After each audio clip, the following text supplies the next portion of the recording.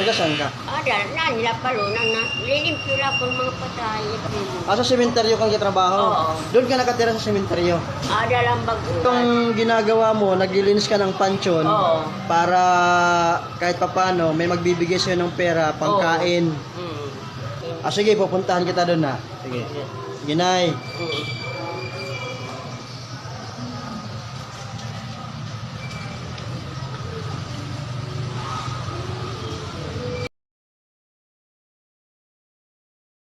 Guys, nandito ako sa public cemetery.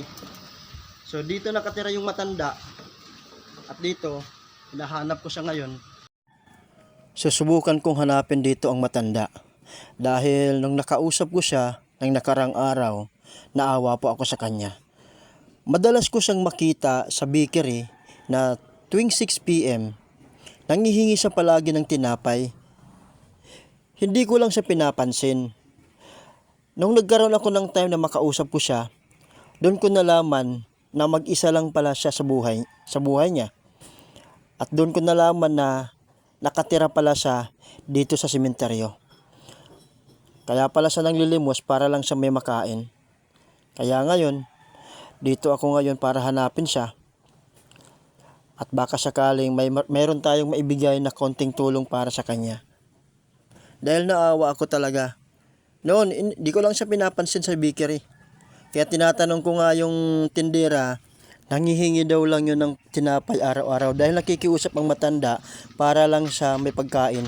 So guys, magtatanong tayo dito. May mga kabataan dito na tumatambay dito sa may sementeryo. Tatanungin ko kung nakikita nila yung matanda dito, guys. Kasi kanina pa ako dito nag-iikot. So hindi ko makita yung matanda. Magandang hapon po, sir. Hapon din. Sir, matanong ko lang, sir. Mayroon ba kayo napapansin dito na isang matandang babae na palaging may payong, yung palaging may dalang bag? Opo. Anong pangalan niya? Manakalay. Manakalay. So, taga rito siya talaga. Opo. So, araw-araw nyo ba nakikita na nandito sa sementeryo? Oo. Naglilinis siya palagi dito. Naglilinis siya dito. Oo. So, ngayong oras na to, kasi, sir, kanina pa ako dito nag-iikot sa loob ng sementeryo kasi hinahanap ko po siya. Dahil gusto ko siyang matulungan dahil nung nakarang araw nakausap ko siya. Kanina nakita namin siya. Tapos pumunta siya dito, doon.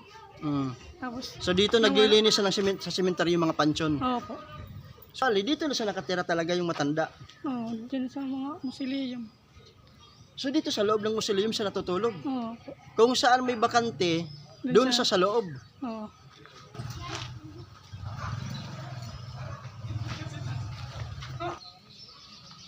Dito siya natutulog palagi. Daw, dito. Minsan sa ibabaw, minsan naman dito sa baba. Medyo nainitan siya, tapos minsan palipat-lipat lang siya. Palipat-lipat lang siya dito sa loob ng sementeryo. Sa loob ng sementeryo. So saan naman siya kumukuha ng kinakain niya araw-araw? Doon minsan nanihingi doon sa palengke, minsan dito sa mga baybay. Bahay-bahay nag-iikot lang siya. nag-iikot. Tapos dinadala niya dito sa... Sementeryo. So ito yung higaan ng matanda. Oo, dito. Dito siya tutulog.